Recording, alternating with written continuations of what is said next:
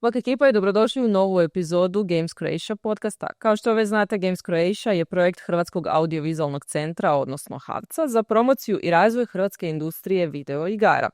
Na nacionalnoj i naravno i na svjetskoj razini. Ova inicijativa okuplja ključne sudionike hrvatske industrije video igara, a partneri projekta su CGDA, HES, Reboot i Gaming Inkubator Pismo.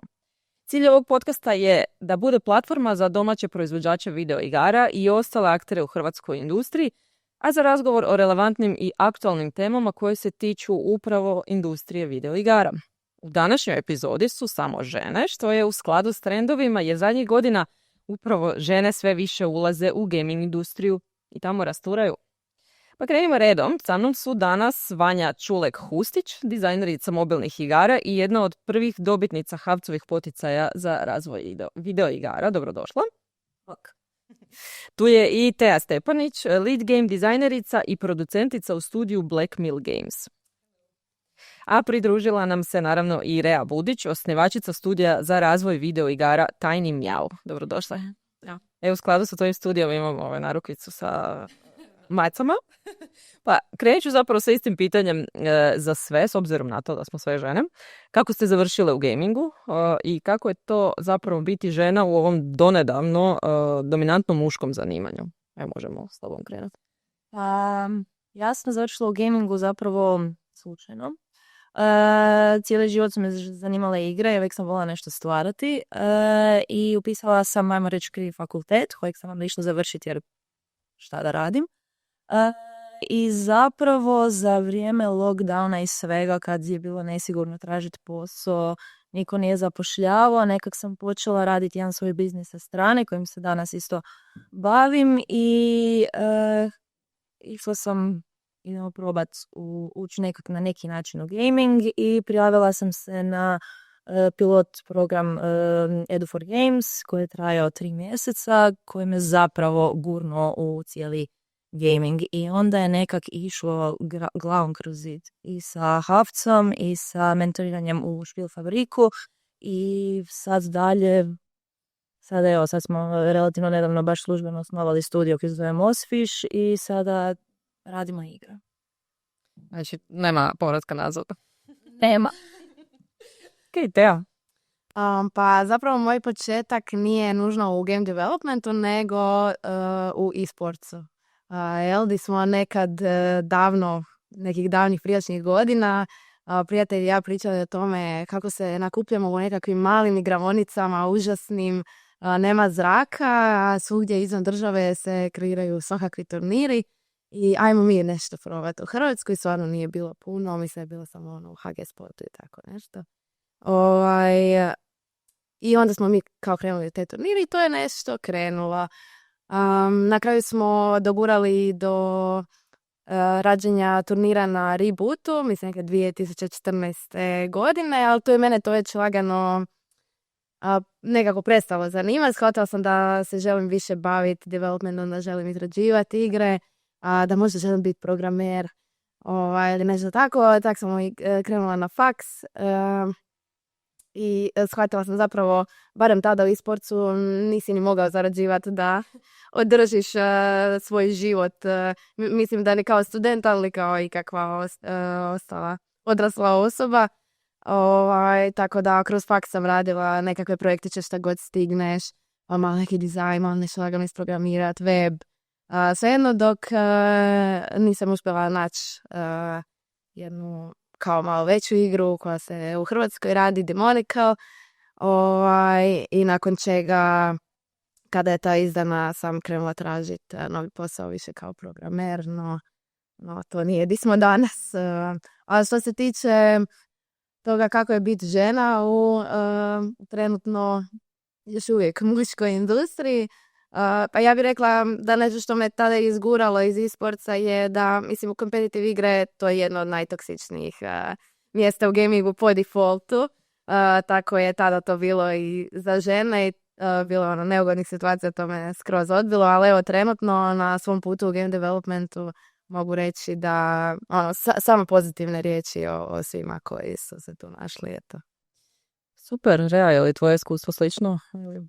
Pa, relativno, ja nisam imala nikakve veze sa e-sportom. Ja sam zapravo se našla u 3D dizajnu i dugi niz godina sam bila kao freelance 3D dizajner i u biti počela sam sa grafičkim dizajnom, pa produkt dizajnom, ja sam samo nekako išla kroz dizajn i našla sam se u tom 3D-u i animaciji i u biti htjela sam to dići na neku drugu razinu i otišla sam u inkubator pismo. I znači tamo sam završila edukaciju 6 mjeseci i s vremenom nekako mi se činilo da je moj put raditi svoje video igre.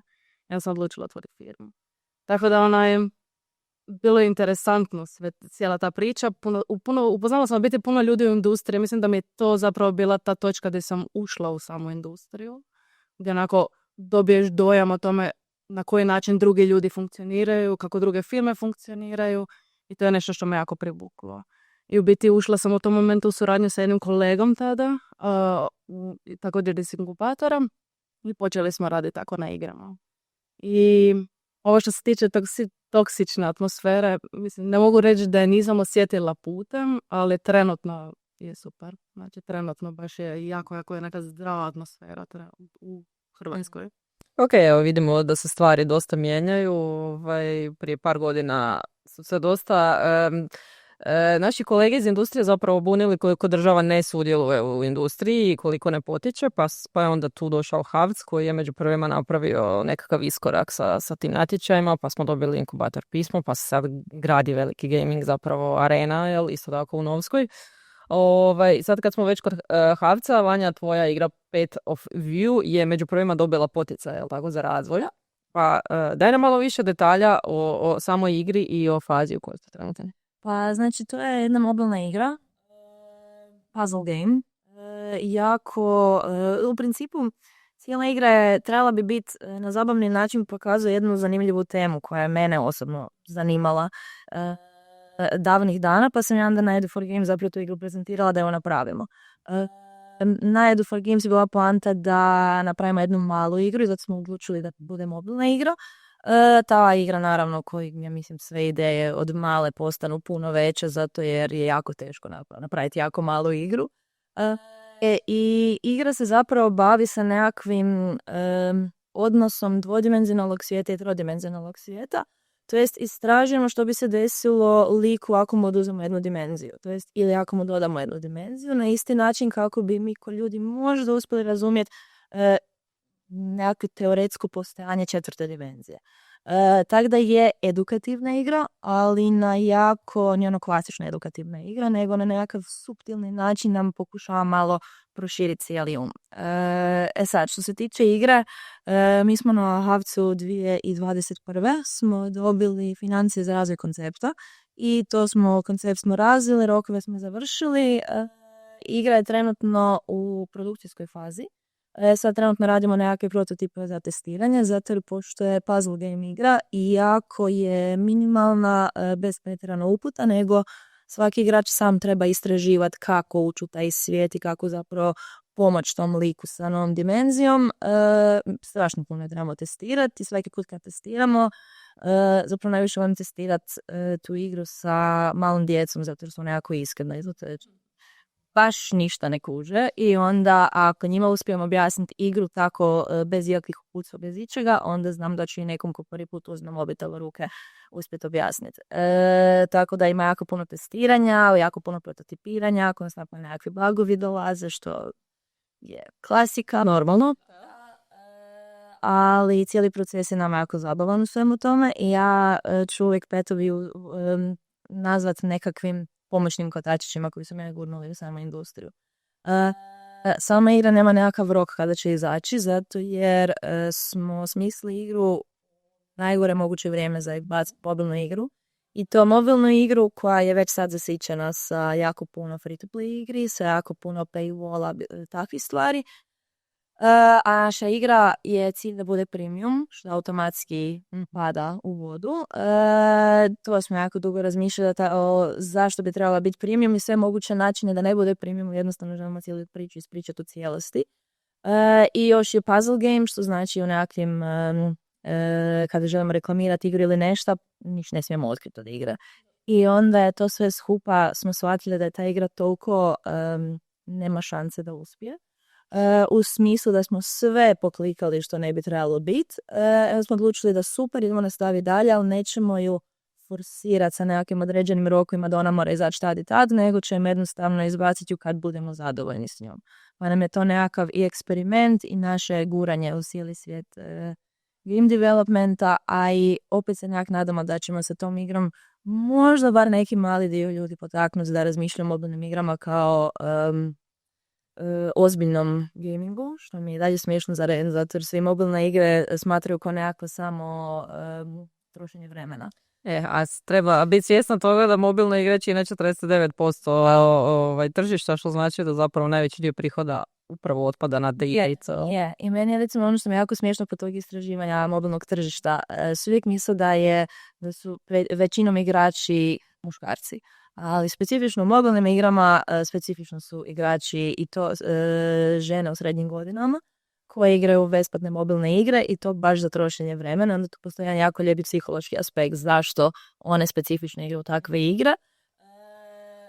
U meni je to osobno, samo pustim mozak na pašu i kliktaj simpatične stvari i to, ali mislim da tu postoji jedna jako zanimljiva grana koje se možemo uhvatiti, jer čak i ja prije nisam shvatrala mobilne igre nečim ozbiljnim, ajmo reći, ali onda kad sam počela istraživati o mobilnim igrama, načine financiranja koje sve postoje, zapravo shvatim da postoji toliko zanimljivih mobilnih igri koje su napravljene baš za mobitel, ne mogu se napraviti za kompjuter ili za Switch, to je možda nekad bi bilo najsličnije kak se koristi, ali uvijek je problem zašto one nisu, ajmo reći, toliko uspjele i zato jer su obično premium i to automatski ljude odvrati od kupovine takvih igri. Mislim, najtužniji primjer mi je zapravo dve jako dobre igre Inside i Limbo koje postoje one su originalno napravljene za kompjuter, ali postoje u mobilnoj varijanti. Kad se čitaju komentari na App Store-ovima za te dve igre, ko bi platio za igru 2 eura? Ali ju plate na Steamu i najnormalnije igraju. A meni je zapravo užitak na mobitelima koji su sad sve veći i sve bolji otiću bus, sjest, igrat nešto kvalitetno. Tako da je to po meni zanemareno tržište koje se možda na krivi način iskoristilo. Sada će nam to naša igra uspije promijeniti. Nadamo se uvijek, jer bez toga ne bi imao smisla išto tako raditi, ali vidjet ćemo. Ok, evo super da smo zapravo na početku odmah dobili tu jednu priču koja recimo da bi je zapravo mnogi s obzirom na nekakav mentalitet našeg društva sakrivali. Ajmo reći da zapravo vi ste naišli odmah na nekakve probleme kojih ste postali svjesni da ste i sami možda donijeli neke krive odluke. Kako ih sad ispraviti, zapravo iz čega, konkretno pitanje, iz čega ćete se vi financirati osim iz potpora? Da li, koje su neke druge igre, da li radite druge projekte? Kako ćete zapravo preživjeti, ajmo tako reći, taj period dok ne budete zadovoljni s ovom igrom i dok ne bude baš dobar timing? Jer mislim da znamo svi da je u životu nekad potrebno ne samo sreća i znanje, nego i dobar timing, jel? Kako ćete zapravo doći do tog dijela da ste self-sustainable unatoč tome što ova igra za koju ste dobili poticaj još uvijek nije za pustiti? Naš studio, mi smo cijelokupno smo se dogovorili, svih 4 koji su u našem studiju, smo se dogovorili da mi trenutno sve radimo volonterski, naravno, koji je većina studija koja započne.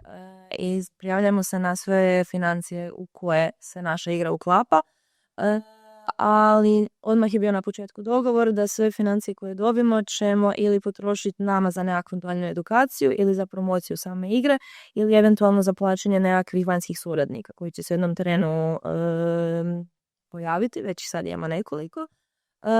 Tako da smo mi automatski odmah počeli sa studijom, mi od toga trenutno ne možemo živjeti i svako ima nekakav posao sa strane.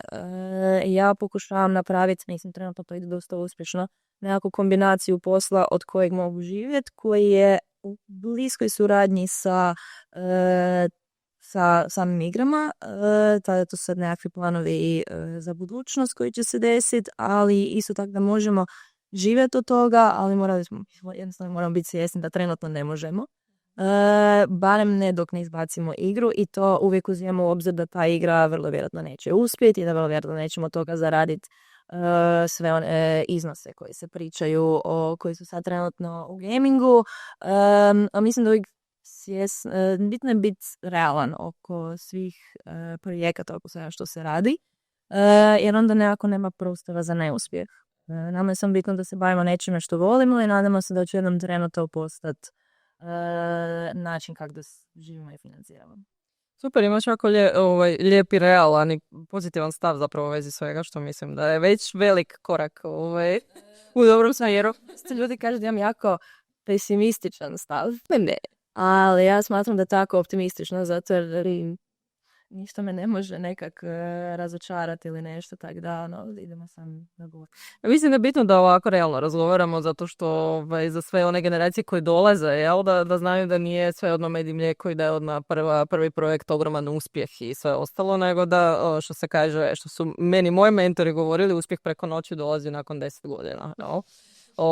Tako da trebamo zapravo otvoreno pričati o svim aspektima, jer poanta je ovog podcasta da smo i edukativni, između ostaloga, ne samo da se hvalimo kako smo super. Jel? Rea, koje su tvoje iskustva? Ti si isto dobitnica zapravo poticala kod Havca i tvoja igra je Bura, The Way the Wind Blows. I sad kad sam gledala prostor, vizuali su mi prekrasni koje ste izbacili. I priča je stvarno odlična, ali evo da ja nešto krivo ne kažem, s obzirom na to da ima dalmatinska predkršćanska kultura, starodalmatinska predkršćanska kultura i zaboravljena vjerovanja, običaja i vrijednosti, to je nekako kopiji vezano uz igru. Pa ja bih nam htjela malo samo ukratko prepričati o igri, kako si došla uopće na tu ideju, u kojoj ste vi sad fazi i kad možemo očekivati neke nove stvari. Da. Bura je, ajmo reći, naš prvi komercijalni projekt koji je počeo prije 3 godine, čak možda malo više, sa razvojem. I mi smo, kad smo smišljali cijelu tu ideju, ja sjećam se da sam tad čitala knjigu koja se zove Murter u 16. i 17. stoljeću. Jako povijesno. Bilo mi interesantno biti čuti, ajmo reći, kako su ti ljudi živjeli tada. To mi je bilo jako zanimljivo. Ja sam upala u neki rabbit hole svih tih nekih vjerovanja, načina života malih ljudi. Bilo mi je jako interesantno.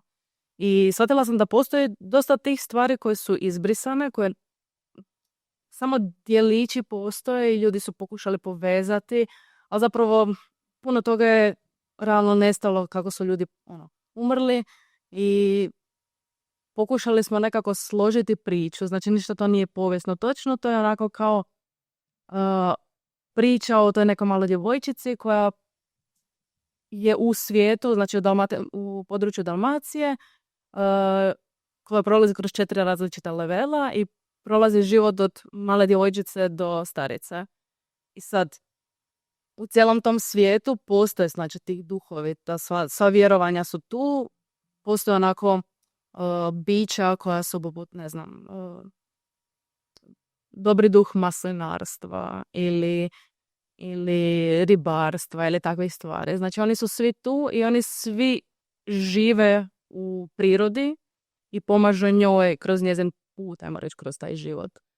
I mislim, ta igra kad je počela je jako široko. Znači, mi smo napravili cijeli RPG i to je bilo onako kao to se neće desiti. Ali onda smo s vremenom brisali. Ja se sjećam, prvi put smo prijavili se na Havcov natječaj. To nismo prošli jer smo jako amaterski smo prišli cijeloj priči. Baš nismo znali ništa. I onda smo se tad smo se prijavili na razvoj, onda smo se sljedeće godine prijavili na proizvodnju i tu smo se stvarno potrudili, onda smo napravili, tu smo dobili novce za proizvodnju. U biti tu je Bura počela živjeti. I mislim, cijeli put nije lak. Znači, već 3 godine smo u proizvodnji i ima uspona, ima padova, ima promjene na tržištu, ima svašta nešto. Ali nekako smo zaključili da ta igra će zaživiti kako god i uložili smo puno stvari u nju i puno vremena i truda i novaca. I šta god da bude od toga, to nam je ogromna lekcija. Kao mi smo toliko toga naučili u tom cijelom procesu proizvodnje te igre. I definitivno da se sad mogu vratiti 3 godine unazad, ja bi je skratila još više i onako napravila bi nešto skroz jednostavno, nešto za prvu pogotovo igru, skroz jednostavno i skroz lakše za napraviti. Znači jednostavno lakše i vremenski i i mehanički i onda kad izbacim tu igru onda je počela raditi na nečem tako većem. Jer toliko se nauči kroz prvi proizvod, tako da Dobro, ne. to je valjda sastavni dio puta kad krećeš bez iskustva, onda želiš sve veliko i odmah i sad. S obzirom na to da je priča i okosnica igre zapravo je nešto što nije toliko često, barem ne u hrvatskim igrama. Tijekom svog istraživanja svih tih priča, predanja i svega ostalog, ili imaš nešto što ti je zapelo za oko da se najdraža legenda ili predaja koju si iskopala u tom istraživanju? Koja možda nužno nije završila u igri, ali ti je nešto što ti je ovako zapelo. Pa ima par legendi koji su me cool, ali mi kad smo išli istraživati, išli smo baš po Dalmaciji, išli smo po muzejima i po nekim lokacijama. I mislim, Zmajevo oko, jezero je vjerojatno nešto što mi je bilo najdraže. Odlučili smo uključiti znači iz Zmaja i iz Zmajevo jezero, Zmajevo oko u igricu, jer je interesantno mi je bilo kako su ljudi prije funkcionirali, u što su vjerovali. I tu sad poveznica sa zmajem. Recimo u hrvatskoj kulturi su se uvijek povezivala bića sa ljudima. I onda recimo cijela priča oko toga je bila vezana za dva brata od kojih je jedan bio slijep, a drugi ga je pokušao prevariti za nasljedstvo i onda ga je prokleo. I onda ga je na kraju zmaj poveo i odveo nas na jezero. Dosta u hrvatskoj kulturi je bacanja kletvi. Tako, onako kaotična. Ali u biti sve su kemijski procesi. Znači u to jezero interesantno je samo kao prirodni fenomen je interesantno, ali način na koji su ljudi, onda su tu bili također i svemirci, svašta nešto, ali kao kako je ljudska mašta otišla u sve te neke stvari da objasni taj prirodni fenomen, to mi je bilo izrazito interesantno. Koliko vam je trajao period istraživanja, samog istraživanja baš za igru? Pa dugo. Ja bih rekla, kad smo mi krenuli to raditi, ja sam krenula raditi 3D model. Mi smo imali neki koncept igre šta želimo da izgleda. I ja sam radila lagano 3D modele, masu smo čitali, masu smo istraživali i ja bih rekla da i dan danas već i opet dolazimo do nekih novih stvari koje naučimo, stvari koje možemo povezati, neke stvari koje možemo izbaciti ili nadodati ili nadograditi. Tako da ne bih rekla da je ali ajmo reći da nakon što smo predali, ajmo reći da razvoj još uvijek je kao nismo u potpunosti definirali apsolutno svaki dio igre, jer je ogromna. Jednostavno kad smo kretali, nismo bili svjesni koliko detaljno je potrebno da odeš i koliko, ako to ne napraviš, će te ugristi tijekom kasnijeg procesa. Yes. Tako da, ajmo reći da još uvijek istražujemo, ali onako kao glavna ideja je tipa bilo godinu dana. Možda istraživanja uz rad. Jasno. Te istraživanje je sigurno velik dio i vaših igara, s obzirom na to se Black Mills bavi zapravo povijesnim razdobljima, konkretno Prvim svjetskim ratom, ali tako? Pa daj nam malo samo predstavi prvo svoj studio i svoj put si krenula kao QA tamo, ali tako? A sad si lead game dizajnerica. Yes. Pa da, Black Mill Games, zapravo naša najveća stvar je World War I Game Series, koja trenutno uključuje 3 igre, to su Tannenberg, Verdun i Sonzo. I Sonzo je najnoviji, pokrivamo 3 fronte Prvog svjetskog rata, istočno, zapadno i talijansku koja je i Sonzo. Ja sam se timu priključila zapravo tu negdje kad je Tannenberg već bio vani 2019. godine i bi se lagano okretalo raditi na novoj igri, baš to istraživanje, i onda sam krenula kao QA zato što još nisam bila dovoljno dobar programer da programiram svoje stvari. I to naletila sam na Unity Connectu koji više ne postoji, na QA posao, što je isto zapravo nekakav nevjerojatan splet okolnosti. I da, kroz to testiranje sam eventualno postala i QA lead na Isonzu, odnosno na svim 3 igrama, jer nekako one sve idu uvijek zajedno. A kao QA lead je bilo puno organiziranja, testiranja sa igračima, onda kreiranje ovih upitnika i analitika podataka, kroz što sam zapravo shvatila da me ti podaci dosta interesiraju, da mi je baš zanimljivo moći donositi nekakve odluke ili davati savjete bazirano na tim podacima, bazirano na tome što igrači misle, i kako i Sonzo se bližio izdavanju, tu se meni otvorila prilika da pređem u dizajn. Što sam naravno obgrlila objema rukama, i na kraju do izdavanja i Sonzo sam aktivno radila na svemu od balansiranja, kreiranja klasa, suradnje s level dizajnerima i sve slično. I sad još uvijek radim na tome. I zato što je i Sonzo Live Ops, onda kontinuirano moramo izbacivati svakakve nove mape, nova oružja, izmišljati stalno neke nove stvari da bi se ipak taj concurrent user base održao, jer su igre multiplayer, nisam spomenula. I sad sam tu gdje sam, da u nekako međuvremenu se otvorila prilika, i to nekako tim je relativno mali, ok, naspram vaših timova je velika jer je oko 20 ljudi, ali mi se igramo tu kao u AA tržištu, pa se gledamo kao relativno mali tim za to što radimo, i često netko mora sjediti na 2 stolice, tako sam ja kroz povijest uvijek u QA i dizajnu, je sad u dizajnu i produkciji, pa to nekako balansiram. Sad kad smo već kod dizajna, ovo je sad opet pitanje za sve tri. Kako izgleda proces dizajniranja vaših igara? Naravno, ok, sve kreće sa istraživanjem koje smo već prošli.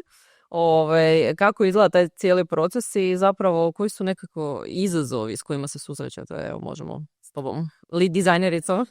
Pa proces je svakako istraživanje uniforme, oružja, mjesta, lokacije, kako, šta, ko, di, kad točno, koje je bilo doba dana. Sve su to neke bitne stvari, jer velika važnost u našim igrama se postavlja na povijesnu točnost i autentičnost, i to je toliko postao dio našeg identiteta da stvarno da nešto ne napravimo točno bi nas na giljotinu vodili, gotovo je. Tako da to je svakako prvi korak. Drugi korak je, ajmo reći, nekako prototipiranje tih ideja, gdje se velika važnost postavlja na to istraživanje koje smo odradili, da pokušavamo uklopiti gameplay sa tim istraživanja. Znači, sve što se radi u igri da je bazirano na nekakvom ponašanju ili na nekakvim alatima ili na kako su se kretali na bojištu ili slične stvari, i to zapravo je jedan od najtežih procesa, jer kako su igre još one shot kill, jer to je povijesno točno, teško je naći stvari koje igrač može raditi osim ići naprijed i pucati, zato što nemaš dovoljno vremena u jednom životu, da tu sad kao nekakvim Hell Let Loose-ovima i skodovima imaš medic role koje samo trče okolo i healaju ljude ili nešto tako. Mi moramo naći nekakve druge načine da izbalansiramo tu točnost, ali da igra još uvijek zabavna ipak, jer ne igraju igre ljudi da bi im bilo teško i dosadno. Pa bih rekla da je to jedan najveći naš kao izazov. A osim toga, mislim, u međuvremenu pokušavamo i sav taj art napraviti da paše, i velika važnost testiranja kao i u mobilnoj igri sa igračima interno, stalno testiranje, stalno iteracija, stalno bugovi, stalno nešto tako. Zapravo najgore što ti kao u dizajnu si zbog tih bugova i zbog developmenta ne možeš zapravo testirati te sve dizajne koje bi ti napravio puno brže, ali da. Real.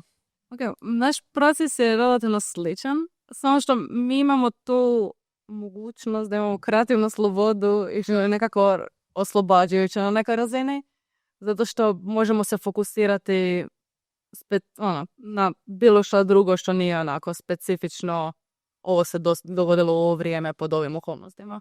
Tako da mi smo najčešće pristupali tome da odredimo znači šta želimo postići, koje emocije želimo postići kod igrača. To nam je bilo jako bitno jer kao cijela priča se odnose na život i bilo je bitno da igrač osjeti to.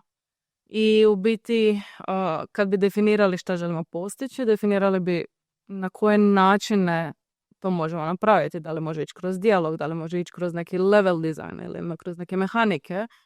I u biti sve bi bilo kroz razgovor. Znači mi bi se našli, svako ima neki svoj mali način na koji funkcionira, na koji misli, na koji vidi i onda bi samo razgovarali kao šta ide, šta bi bilo zabavno, na koji način bi se to trebalo izvesti. I onda kad definiramo znači šta želimo napraviti, onda ide testiš. Ali je jako puno tako internog testiranja i rješavanja bugova i izmjena i to je ukratko to. Tako da nama je u biti najbitnije da smo svi skupa kao tim. I jer svako donosi nešto i puno je lakše se nadograđivati kad ste svi različiti, a svi opet znate u čemu ste, znate da ste u tome i znate šta želite postići. Tako da to nam je najbitniji dio. Vanja, koja je sad razlika zapravo između vaših pristupa, s obzirom na to da vi razvijate mobilnu igru, u odnosu na pristup od cura? Pa, mislim, sve je to jako slično. Sve najgore. Moja nekakve početne ideje generalno za igru i sve, zato sad uz mobilnu igru radimo još jedan, možda 2 projekta, ovisno ovaj drugi prođe. To ću danas saznati na sastanku. Ali ja sam kad sam završila arhitekturu, onda sam zapravo imam utreniran, ajmo reći, taj način razmišljanja kako nešto smisliti, kako riješiti nekakav problem. I ono što sam skužila, zašto mi arhitektura recimo jako pomogla u game dizajnu, je naučila sam razvijati koncepte i ima jedna stvar u arhitekturi što se meni jako sviđa, a to je ja tamo sam radila kuće, onda sam imala kao male ljude koje moram voditi kroz te kuće i pokazati im da to im je kuhinja, to im je ovo i sve. I sličan način zapravo pristupam dizajniranju igri. Ko da imam igrača koji primim za ruku i želim ga na neki način odvući kroz svoju ideju, kroz svoju priču, kroz svoju mehaniku. Tako da uvijek pokušavam se stati nekak ko da sam ja taj voditelj tog igrača. I na najbolji način, osobi koja ne zna apsolutno ništa, probat prikazati svoju ideju. Zato što sam rekla, volim testirati igre na male djeci koja imaju skroz drugčiji pogled na svijet. Isto tako ako volim testirati i prezentirati svoje igre ljudima koji nisu igrači, zato jer mislim da oni automatski imaju nekakav kompletno drugčiji pogled na same igre. I pogotovo ako ne vole igre, ako im se kaže da ova moja ideja nije igra, onda automatski se dobije drugčiji odgovor. Zato jer neki neigrači imaju odmah nekakvu prepreku, kao je to su igre, to su bez veze, meni se to ne sviđa, ali kad im se prezentira sama ideja i onda se na kraju kaže pa to je zapravo igra, onda se dobije automatski nekakav drugčiji feedback. Tako da cijeli moj proces dizajniranja je zapravo jako puno komunikacije sa ljudima, prezentiranje drugšim ljudima svoje ideje, isto tako obavezno konstantno se konzultiram sa svojim timom koji me često jako prizemlji na zemlji i kaže gle, ovo je neizvedivo, pogotovo programe. Ali ono što mi isto tako bitno je, što sam zapravo naučila je ko game designer ne možeš biti samo game designer, moraš se baviti, moraš biti producent, moraš naprezentirati svoju igru, moraš znati kako financirati, kako sve. Moraš znati dio programiranja jednostavno, zato da možeš uletiti koji put, da možeš znati s čime barataš zapravo, moraš znati dovoljno o artu, da znaš na koji način će se prikazati ta igra, tako da mislim da se cijelo vrijeme nekak kombiniraš sve elemente samog stvaranja igre. No, vi ste zapravo projekt menadžerica sve tri. Niste samo dizajnerice. A sad s obzirom na to da si ti spomenula, zapravo sve tri ste spomenule tu neku komunikaciju i odnos sa svojim timovima. Na koji način uspostavite dobar odnos, dobru suradnju i što je zapravo najbitnije da se ništa ne pogubi u komunikaciji, nego da sve što vi vidite kao nekakav cilj, nekakav problem ili izazov, kako god hoćete to nazvati, da se to sve riješi, da se sve odradi, da se rokovi ispoštuju. Na koji način to postižete, s obzirom na to da ste sve tri zapravo relativno mlade? Pa nama je zapravo prvi problem je zapravo bila ta komunikacija. Trebali smo razviti, tamo reći, nekakav jezik između programera, artista, game dizajnera, sound dizajnera i svega, zato jer svi pričaju o nekim stvarima, zapravo se ne razumiju. I to je meni bilo fantastično kada to otkriješ, kakva zapravo prepreka u jeziku postoji u različitim tim sferama. I pogotovo za Path of You, gdje mi smo se cijelo vrijeme šaltali između 2 dimenzije i 3 dimenzije. Smo morali razviti kompletno drugčiji jezik za govoriti gore, dole, lijevo i desno, zato u svakoj dimenziji zapravo gore znači nešto drugo. Bilo nam je prvo osnovno nekakve te osnove postaviti. Što bi bilo zabavno i zapravo smo preko toga jako puno istražili o samoj igri. Ali i ono što nam se više puta desilo, imamo nekakav sastanak, sve fino kažemo i svako ode sa tog sastanka tako da ima nekakvu drugu ideju u glavi. Jer je neko čuo nešto, neko je krivo shvatio nešto i više puta nam se to desilo i čak se počelo dešavati da se igra počne razvijati u kompletno 2 ili 3 različita smjera, zato jer je svako drugčije shvatio svoje zadatke. I onda smo razvili nekakav sistem zapisivanja svega na Miro board ili čak na nekakve tekice, post-it notove, bilo šta. Svaka ideja koja postoji nekako i grupiramo, što automatski produljilo vrijeme svih sastanaka i zapravo smo izgubili dosta vremena u tome, ali smo postali organizirani, jer inače jednostavno bio kaos. Mislim, jednom smo čak izgubili pol godine zato jer je svako radio svoje. Jer je komunikacija bila katastrofalna. Da, bolje duži sastanak nego produljenje. Ali da na kraju, ja se tak smiješno sjećam na tim sastancima, samo kao svi pričamo, svi se zezamo, onda na kraju da ponovimo, danas smo rekli to, i onda ono ko papiga se osjećam, ponavljam sve, ali takve stvari su jednostavno potrebne. Tako da. Komunikacija je ključ, Leo? Mi imamo to sreću, recimo, da smo svi jako svestrani u game developmentu, tako da se razumijemo međusobno, ali svejedno imamo problem sa organizacijom, tako da smo isto morali doslovno sve zapisivati, sve ide na papir, ponavljati više puta, jer jednostavno pogubiš se, ima toliko tih informacija, pogubiš se. Tako da nam je organizacija bila najveći dio, najveći problem u biti. Također, vrijeme. Kao malo ko dobro zna procijeniti koliko mu treba vremena da napravi nešto. Dakle, da onako uvijek bi si nekako napravili prostora da ima vremena još malo prije bilo kakvih rokova, jer neko će morati uletiti, neko će morati ostaviti svoj dio posla koji odrađuje da bi pomogao drugoj osobi. Tako da, to su nam nekim glavni problemi, ali kao radimo na tome da bude bolje. Kako se kaže, mali tim mali problem, veliki tim veći problem. Kako vi rješavate? Vas je ipak puno više. Da, ja ću sad malo na nekako drugačiju stranu. Mislim da je što se više idemo u produciranje, jako, jako bitna empatija i iskrenost. Znači, ti prema svim svojim suradnicima moraš imati empatiju. To što ti znaš i to što si ti prošao 24.000 sastanaka o jednoj temi, okrenuli ste ju na glavu ovako, onako, to ne znači da netko zna sve što ste vi vidjeli, sve što ste prošli, i onda u komunikaciji ako i on kaže ideju, to ne treba se reagirati burno i to programeri uvijek imaju neke ideje. Iako bi čovjek rekao da će artisti imati više ideja, programeri uvijek udaraju po nekakvim idejama što bi bilo logično napraviti itd. Tako da tu treba balansirati taj, moraš ipak imati taj social skills aspekt da bi to mogao odrađivati. I da, mislim, naravno vrijeme, kao producent sam jednostavno odlučila ja ću procjenjivati, a sve vrijeme, jer vi očito ne znate koliko vam treba za nešto i baš točno to. Uvijek se mora dati lufta, ali između ostalo pa ljudi vode svakakve živote, svašta se dešava, ne možeš uvijek računati da će sve biti gotovo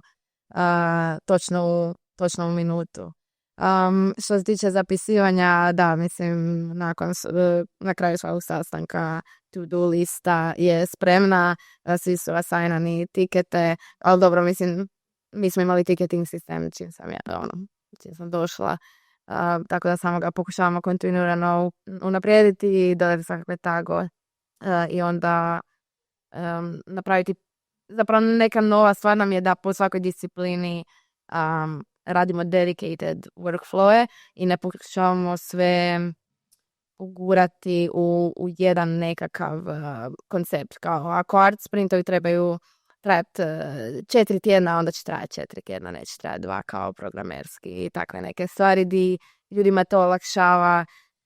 Ne stvaram toliki pressing da moraju nešto zbrčkati u nekom kraćem vremenu i ti neki koncepti. S obzirom na vaše šarolike puteve, ih tako nazvati, kroz industriju, jel postoji nešto što smatrate da vas je oblikovalo, nekakva situacija, neki susret, neki razgovor, nešto deseto, da li postoji nešto zbog čeg ste baš odlučili ostati u industriji ili krenut putem kojim ste krenule ili jednostavno sve ovako išlo samo od sebe? Pa, mislim da skoro sve što sam prošla od kad sam krenula me zapravo oblikovalo moje odnose s ljudima, kako reagiram na situacije i slično.